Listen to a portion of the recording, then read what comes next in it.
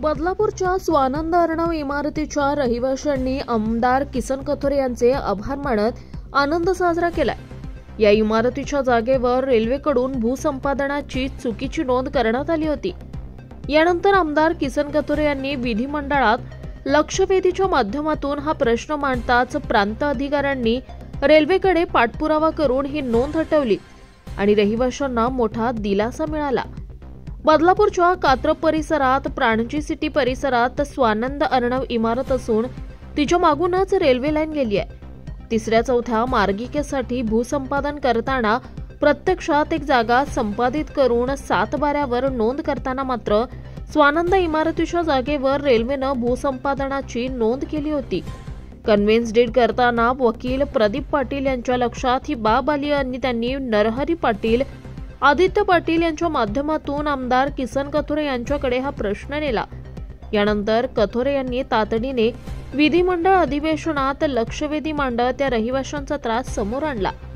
यानंतर तातडीने चक्र फिरली आणि प्रांत अधिकारी विजयानंद शर्मा यांनी या इमारतीच्या जागेवर पडलेली नोंद रेल्वेकडे पाठपुरावा करून हटवली।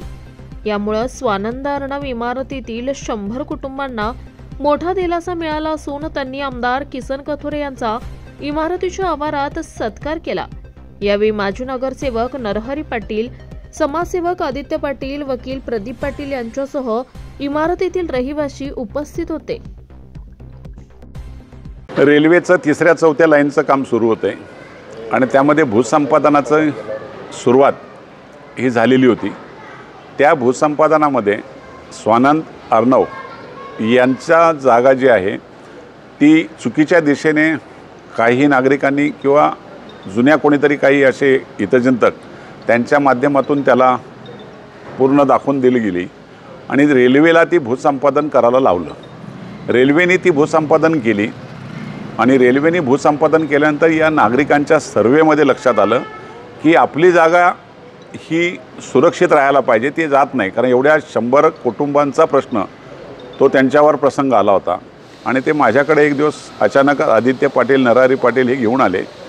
त्याच दिवशी मी अधिवेशनच्या लक्षवेधी करण्यासाठी माझ्या ऑफिसमध्ये काम चालू होतं, त्याची लक्षवेधी केली आणि लक्षवेधीमध्ये या सोसायटीला 100 कुटुंबांना आज एक दिलासा मिळाला, त्यांचा 7 बारा त्यांना परत मिळाला। या सोसायटीचं कन्व्हेन्स डीडचं काम ज्यावेळी माझ्याकडे आलं त्यावेळी जरा मी कागदपत्र बघितली तर त्या याच्यावर मला असं निदर्शनास आलं की या सोसायटीच्या 7 बारावर 24 गुंठेपैकी 13 गुंठे क्षेत्रावर रेल्वे भूसंपादनाची नोंद झाली होती।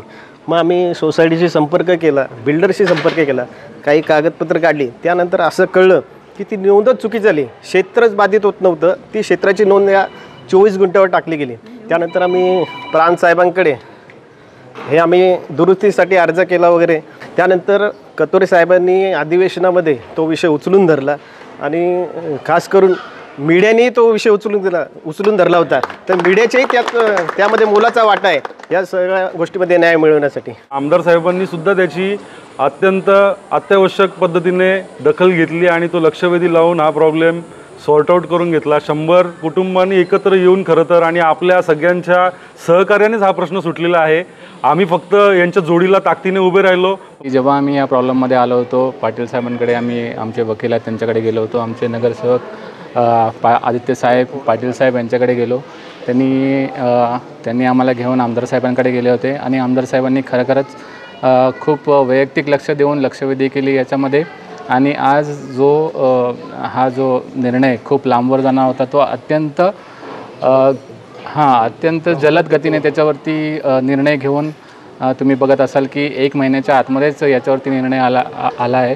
त्याच्यामुळे मी पूर्ण सोसायटीच्या वतीने पूर्ण सर्व नागरिकांचे, आमच्या 100 जे फ्लॅट आहेत त्यांचे, आदित्य साहेब, वकील साहेब, आमचे विकासक जे आहेत बटुकबाई पटेल, चौधरी साहेब, तसेच तुम्ही सगळे जे पत्रकार आमचे बंधू भगिनी आहेत त्यांचे मनापासून आभार व्यक्त करतो।